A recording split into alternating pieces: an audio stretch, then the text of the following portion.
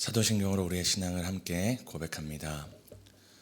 전능하사 천지를 만드신 하나님 아버지를 내가 믿사오며 그 외아들 우리 주 예수 그리스도를 믿사오니 이는 성령으로 잉태하사 동정녀 마리아에게 나시고 본디오 빌라도에게 고난을 받으사 십자가에 못 박혀 죽으시고 장사한 지 사흘 만에 죽은 자 가운데서 다시 살아나시며 하늘에 오르사 전능하신 하나님 우편에 앉아 계시다가 저리로서 산자와 죽은 자를 심판하러 오시리라.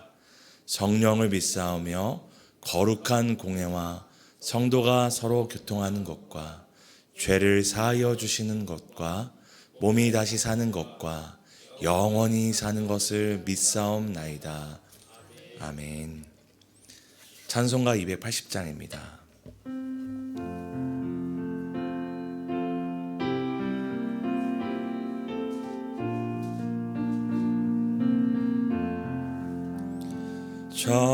전부여 의지 없어서 손들옵니다. 주 나를 외면하시면 나 어디 가리까. 내 죄를 씻기 위하여 주시니 회개하는 마음으로 주 앞에 옵니다. 처음부터 계신 주께서 영죽을 죄인을 보혈로 구해 주시니 그 사랑하노네. 내 죄를 씻기 위하여 빌려 주시니 회개하는 마음으로 주 앞에 옵니다. 나 예수 제함으로 큰 권능 받아서 주님께 구한 모든 것을 얻겠습니다. 내 죄를 씻기 위하여 빌려 주시니 회개하는 마음으로 주 앞에 옵니다. 아멘. 마가복음 7장입니다. 신약성경 마가복음 7장 24절에서 29절 교독하시고 마지막 29절 함께 읽도록 하겠습니다.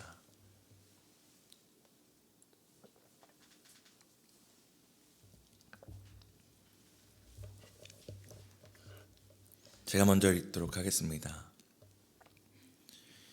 예수께서 일어나사 거기를 떠나 두로 지방으로 가서 한 집에 들어가 아무도 모르게 하시려 하나 숨길 수 없더라. 이에 더러운 귀신 들린 어린 딸을 둔 한 여자가 예수의 소문을 듣고 곧 와서 그 발 아래에 엎드리니 그 여자는 헬라인이요 수로보니게의 족속이라. 자기 딸에게서 귀신 쫓아내 주시기를 간구하거늘 예수께서 이르시되 자녀의 떡을 취하여 개들에게 던짐이 마땅치 아니하니라. 여자가 대답하여 이르되 주여 올소이다마는 상 아래 개들도 아이들이 먹던 부스러기를 먹나이다. 예수께서 이르시되 이 말을 하였으니 돌아가라. 귀신이 내 딸에게서 나갔느니라 하시매. 아멘. 오늘도 말씀과 기도로 하루를 시작하시는 성도 여러분 축복하고 환영합니다. 사랑하는 성도님들은 최근에 어떤 것에 간절함을 느껴본 적이 있으신가요? 저희 청년들을 예를 들면 최근 수험 결과들이 나왔었잖아요. 청년들은 오랫동안 준비했던 수능 결과나 대입의 결과에 대해서 매우 간절하게 기다리고 또 소망하는 시간을 가졌을 것입니다. 성도님들은 똑같지 않을지라도 꼭 심각한 내용이 아니더라도 어떤 것에 대하여 간절하게 그 간절함을 느낀 적이 있으신지를 한번 생각해 봤으면 좋겠습니다. 오늘 본문에 바로 그 간절함을 가진 한 사람이 등장하기 때문입니다. 오늘 본문에 이 간절함을 가진 한 여인이 그리고 그 여인의 간절함이 잘 나타나고 있습니다. 우리 함께 7장 24절을 한 번 더 읽도록 하겠습니다. 함께 읽습니다. 예수께서 일어나사 두로 지방으로 가서 한 집에 들어가 아무도 모르게 하시려 하나 숨길 수 없었더라. 아멘. 앞서 예수께서 예루살렘에서 유대인들의 전통이나 어떤 그런 율법이나 그런 의식에 대해서 대화하고 또 논쟁을 벌이셨다면 오늘 장면은 예루살렘에서부터 약 20km 북쪽에 떨어진 두로에 방문하신 장면으로 이 성경 본문이 시작됩니다. 여기는 우리가 잘 아는 것처럼 이방인의 지역이었습니다.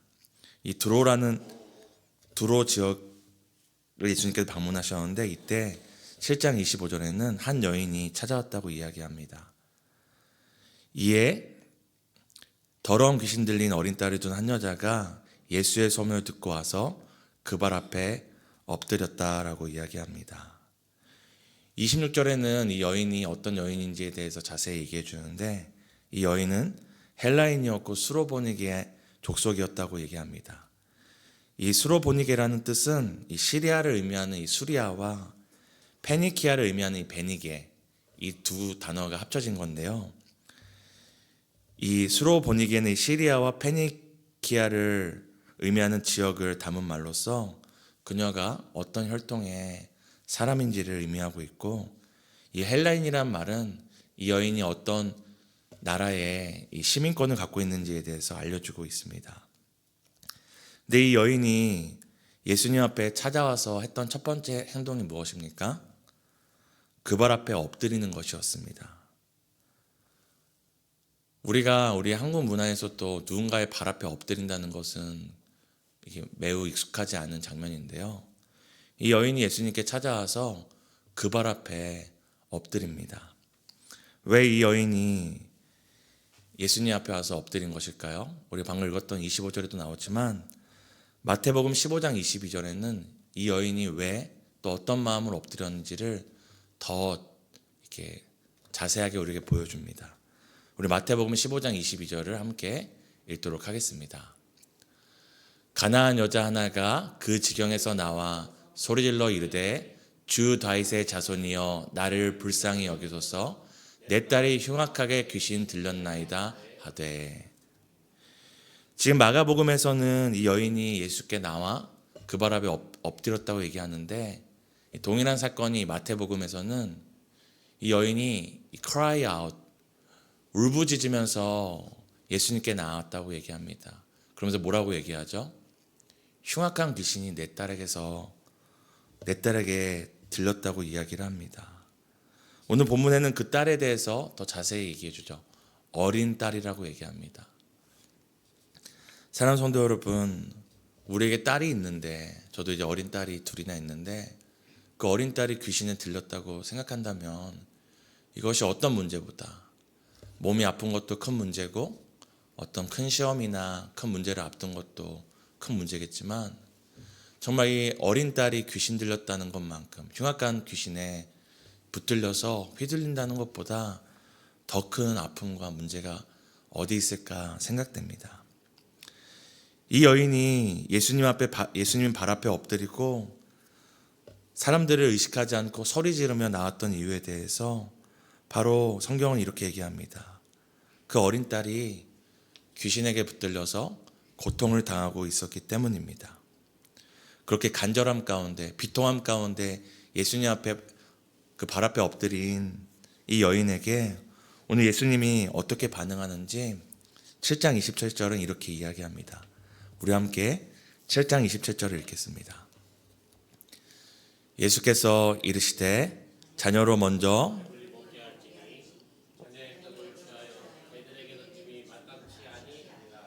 아멘.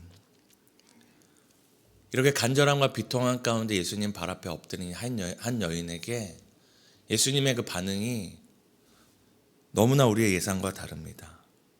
그 여인을 불쌍히 여기시거나 그 여인의 어떤 사정을 듣는 것이 아니라 자녀들의 떡을, 자녀들의 빵을 이 개들에게 던지는 것이 마땅하지 않다라고 얘기합니다.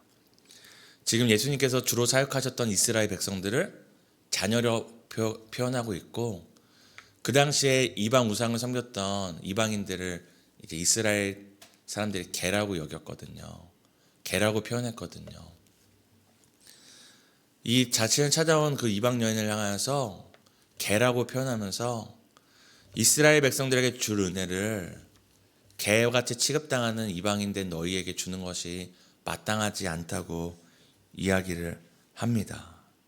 쉽게 얘기해서 이스라엘 백성부터 챙기겠다, 이스라엘 백성을 챙기기에도 바쁘다고 하시듯이 매몰찬 대답을 지금 이 여인에게 합니다.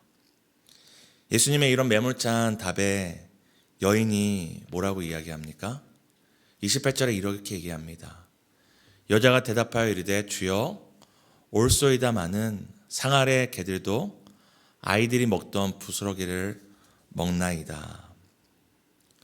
우리가 아무리 간절함이 있고 비통함이 있어도 누군가 나를 향해서 개라고 취급한다면, 우리 속된 말로 우리를 개 새끼처럼 이렇게 여긴다면, 우리가 아무리 비통함과 간절함이 있더라도 얼마나 그걸 기분 나쁘겠습니까? 그런데 지금 이 여인은 자신을 향해서 개라고 취급하는 예수님의 말에 대해서 항변하거나 뭐라고 하는 것이 아니라 옳다고 얘기합니다. 그 말이 옳다고 할지언정 개들도 그 상 아래 떨어지는 부스러기를 먹습니다. 그 떨어지는 부스러기를 바라고 그 밑에서 자녀들이 먹던 부스러기라도 먹고자 이렇게 간절함으로 기다린다고 이야기를 합니다. 이 여인이 예수님께 뭐라고 답한 것입니까? 자신을 개처럼 대우해도 좋으니, 개가 되어도 좋으니 주인의 상에서 떨어지는 부스러기라도 먹게 해달라고 이야기합니다. 지금 이스라엘 백성들에게 베푸는 그 기적과 표적과 은혜의 소식들을 들었는데, 자신을 이방인의 개처럼 여겨도 좋으니 은혜의 부스러기라도 자신에게 허락해달라고 이야기합니다. 사랑하는 성도님들, 우리가 하나님께 기도할 때 이렇게 기도합니까? 우리 항상 기도할 때 어떻게 기도하죠? 은혜를 충만하게 내려달라고, 넘치는 은혜를 달라고, 부족한 은혜를 달라고 기도하지, 이 여인과 같이 정말 물 한 방울처럼 빵 부스러기처럼 부스러기라도 달라고 기도하지 않습니다. 이 여인이 왜 자신을 개처럼 여기고 은혜의 충만함이 아니라 이스라엘 백성에 주시다가 남은 것이라도 좋으니 은혜의 부스러기를 달라고 요청했을까요? 너무나 간절했기 때문입니다. 정말 너무나 간절하면 은혜의 충만이나 은혜의 넘치는 은혜가 아니라 이 순간 숨 쉴 수 있는 그 한 방울의, 물 한 방울의 은혜만이라도 구하게 되는 것입니다. 지금 개와 같이 취급을 당하여 부스러기를 주워 먹는 상황이라 할지라도 이 귀신 들린 어린 딸을 살릴 수만 있다면, 이 살릴 은혜만 있다면 자신이 어떤 취급을 당하던 그 은혜의 크기가 어떠하던 자신은 상관없기 때문입니다. 무엇보다도 이 여인은 유대인의 왕으로 오셨고, 또 유대인의 혈통으로 오신 이 예수 앞에 자신이 자격이 없음을 알았습니다. 유대인만 이방인을 개처럼 여겼겠습니까? 이방인들도 유대인들이 자신을 어떻게 여긴지 이미 알고 있었기 때문입니다. 자신이 자격이 없음을 알았지만, 자신을 개처럼 취급하는 걸 알았지만, 누구보다 예수님의 도움이 절실하게 필요했기 때문에 예수님 발 앞에 엎드려 오늘 이렇게 단순히 간청을 넘어서 비굴함을 견뎌내며 은혜를 구하고 있었습니다. 혈통보다 자격보다 지금 무엇을 이 여인은 내세우고 있는 것입니까? 간절함 그 한 가지입니다. 이 여인의 말을 듣고 예수님께서 이렇게 이야기합니다. 7장 29절을 함께 읽도록 하겠습니다. 함께 읽겠습니다. 예수께서 이르시되 이 말을 하였으니 돌아가라. 귀신이 내 딸에게서 나갔으니라 하시매. 이 여인을 마치 개처럼 여겼던 것처럼 답하던 예수님께서 무엇이라고 얘기하냐면 이 말을 하였으니 돌아가라고 이야기합니다. 자신을 향하여서 개와 같은 취급을 하여도 좋으니 그 부스러기도 달라던 그 여인을 향하여서 너가 이 말을 하였으니 돌아가라고 이야기합니다. 귀신이 내 딸에게서 나갔다고 이야기를 합니다. 자신을 찾아온 이 여인에게 개라는 표현을 사용하시며 냉소적으로 반응하시는 예수님께서 이 여인의 고백, 개들도 그 주인의 상 아래 떨어지는 부스러기를 바랍니다라는 이 말을 듣더니 돌아가라고 귀신이 내 딸에게서 나갔다고 말합니다. 마치 이 말을 듣기 위해서 여인을 무시하였던 것처럼 이 말 하나 부스러기의 은혜라도 줬사오니 주님의 발 앞에 엎드린 나에게 그 부스러기의 은혜라도 달라는 그 여인의 간절한 이 고백을 듣자마자 예수님께서는 이 말을 했으니 돌아가라고 이야기합니다. 어린 딸을 괴롭히던 흉악한 귀신이 그 여인이 집에 돌아가자 떠났다고 7장 30절엔 이렇게 이야기합니다. 여자가 집에 돌아가 본즉 아이가 침상에 누웠고 귀신이 나갔더라. 우리가 성경의 다른 본문에 보면은 귀신 들린 사람들은 정상적인 행동을 하지 않습니다. 아신 것처럼 물 가운데 불 가운데 아니면 무덤 가운데 거하며 거기에 머물고 어떠한 결박을 해도 그것들을 이 귀신 들린 사람을 통제하지 못하는데요. 이 여인이 집에 돌아갔더니 이 아이가 어디에 있습니까? 마치 아무 일도 없었다는 듯이 침상에 가지런히 누워 있습니다. 이 여인이 예수님의 발 앞에 엎드린 그때에 예수님은 이 귀신 들린 어린 아이 가운데 일하고 계셨던 것입니다.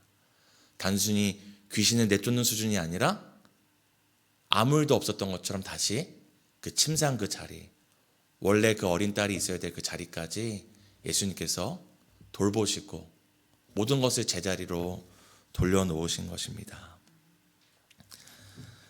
왜 예수님께서 이 여인에게 어차피 이렇게 귀신을 쫓아내 주실 것이고 이 여인이 바라던 귀신 내쫓는 수준이 아니라 침상에 가지런히 누워있는 그 모든 것의 원상의 회복까지 해주실 것인데 왜 이토록 예수님은 이 여인의 말과 간절함을 무시하시고 이렇게 냉정하게 대하신 것일까요?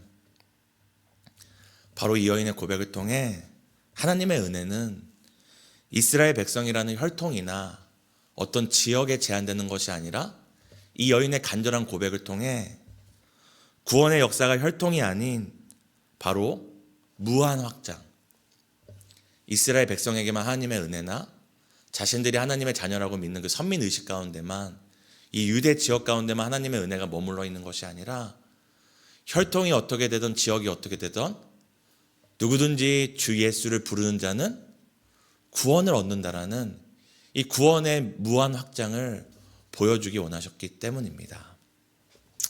이 여인이 부스러기의 은혜라도 달라고 고백하는 그 순간 예수께서 너가 이 말을 하였으니 이제 이 구원의 역사는 혈통과 지역이 아닌 누구든지 주 예수를 부르고 그 발 앞에 엎드리는 모든 자에게 확장됨을, 폭발적으로 역사가 일어날 것임을 보여주는 것입니다. 사랑하는 성도 여러분, 우리 각자에게도 이 여인과 같은 삶의 문제들이 있습니다. 내 힘으로 해결할 수 없는 상황들이 있습니다. 그런데 우리가 주목해야 될 것은 이 여인의 어떤 행위로, 어떤 이 여인의 혈통이나 지역으로 하나님의 응답과 은혜를 받은 것이 아니라는 것입니다. 예수께서 지금 이 여인이 자신의 딸이 귀신에 들린 것을 보고 마치 오늘날 어떤 구술하는 것처럼, 무당을 하는 것처럼, 어떤 우리가 아는 어떤 축기 사역을 하는 것처럼 특별한 어떤 자리를 마련하지 않았습니다. 오직 무엇을 통해 역사하셨습니까? 그 여인의 간절한 간구, 그 여인의 믿음의 고백 가운데 역사하셨습니다.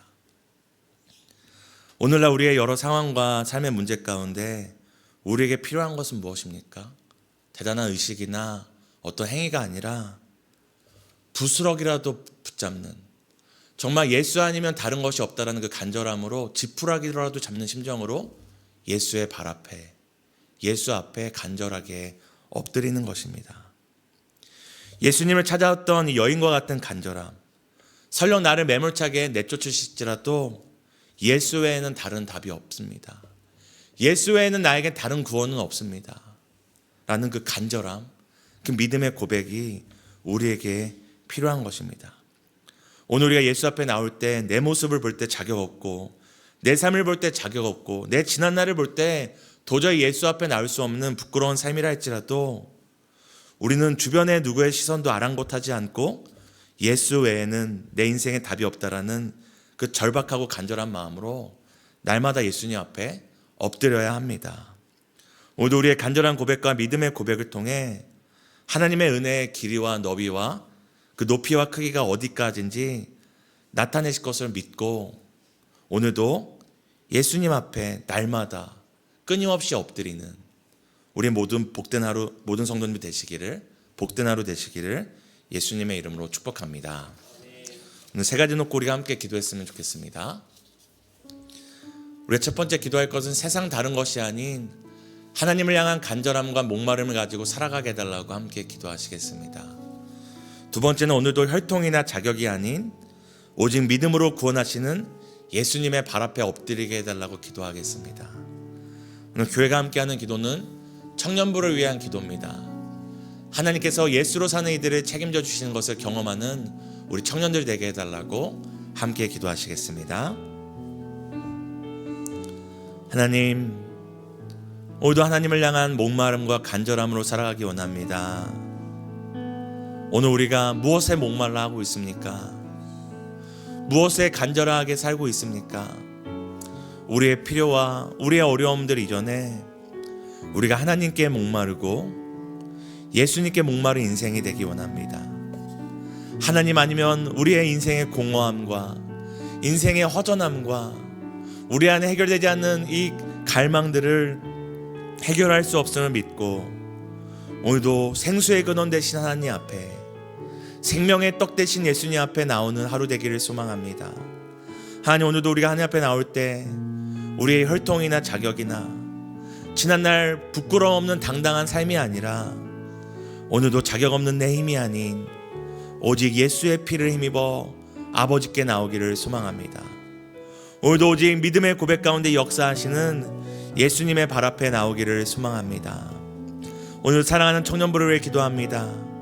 하나님께서 예수로 사는 청년들을 어떻게 책임져 주시는지 우리 청년들을 통하여 이 시대에 나타내 주시고, 우리 사랑하는 청년들이 예수로 살 때에 우리의 삶을 책임져 주시는 그 은혜를 누릴 수 있도록 주님 복을 더하여 주시기를 소망합니다.